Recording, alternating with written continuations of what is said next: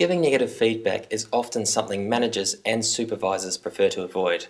It is uncomfortable for the person giving the feedback and also uncomfortable for the person receiving it. As a manager, it is a requirement, and sometimes the kindest way is a way to change behaviour.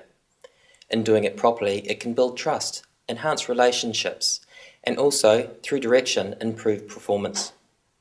There are ways on how not to give negative feedback, and there are also ways that are the best way to give negative feedback. Let us take a scenario. Your receptionist is texting at work. While they are with clients, they are also sending messages and receiving texts. And previously, their performance has been of a high level, but of late that has dropped off.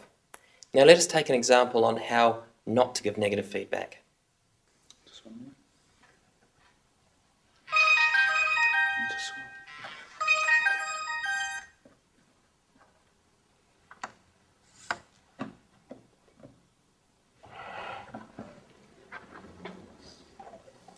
Excuse me, Mark. You've been slacking around and people have been noticing. I don't want you bringing your mobile phone into work. You know better than that. Is that understood? Understood. Especially when done wrong, natural responses to negative feedback can include blaming others, outright denial, or reinforcing other negative behaviours such as retaliation. In using 10 strategies, some of these can be alleviated. 1. Get your emotions under control. You don't want to critique someone else's actions when you are angry or upset.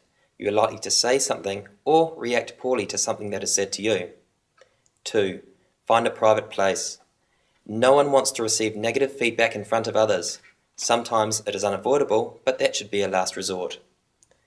3. Consider timing. Negative feedback should be given as soon as possible after the event, so that it is foremost in the mind and can be addressed more effectively. 4. Focus on their actions, not on the person. Focus on performance and keep away from personal issues. Be specific and support with facts. 5. Be direct. This does not mean rude or blunt, but it does mean making your reasoning clear, job-related, and sticking to the facts. 6. Describe specific behaviours. Keep the focus on what the person does and what is under their control. If something is out of the employee's control, then no gain can be made by focusing on that behaviour. 7. Stop talking and seek confirmation.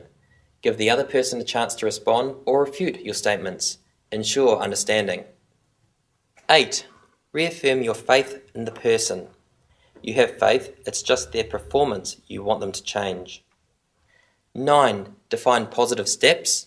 Provide possible solutions and be goal-orientated. Agree on what future performance is appropriate for the employee.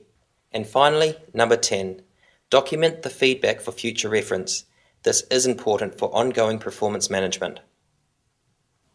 Also, keep your feedback tailored to the individual.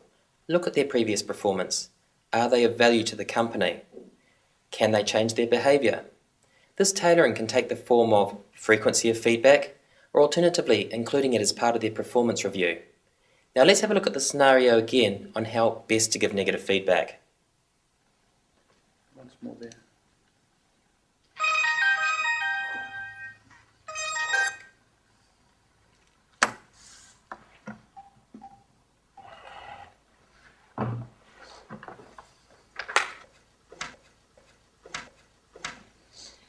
Excuse me, Mark. I'd like 10 minutes to talk to you. Have you got time to do it now and step into my office with me? Yes, I do. Thanks for meeting with me today, Mark. Lately I've noticed that you've been using your cell phone a lot at work. You've been sending and receiving texts and in front of customers. Now this happened earlier today and a customer left and she really didn't look very happy. So is there a reason for this happening? Yes, there is. At the moment, my wife and I are going through a trial separation, and she's not actually handling it too well. And I just want to reassure to her that everything's going to be fine. I'd hate for her to do something stupid. Well, thanks for sharing that with me, Mark, and I appreciate that you're going through a particularly difficult time at the moment and really hope that you manage to get things sorted. If you'd like to take some time off to address the issue, that's fine, just let me know. Actually, I would like to take some time off to sort this mess out. Okay. Meanwhile, while you're still at work, it is imperative that we give our customers the best customer service that we can.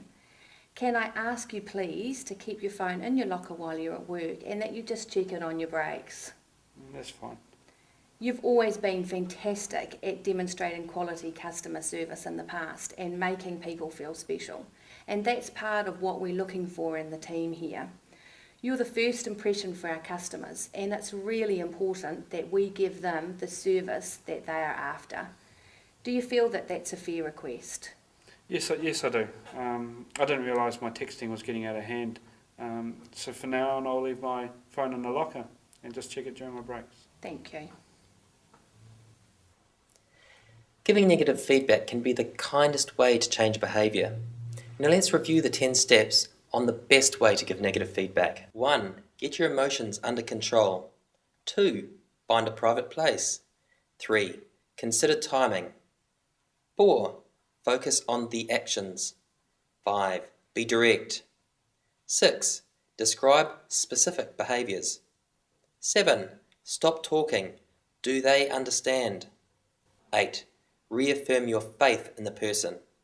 9. Define positive steps, solutions, and be goal-orientated. And finally, 10. Document feedback for future reference.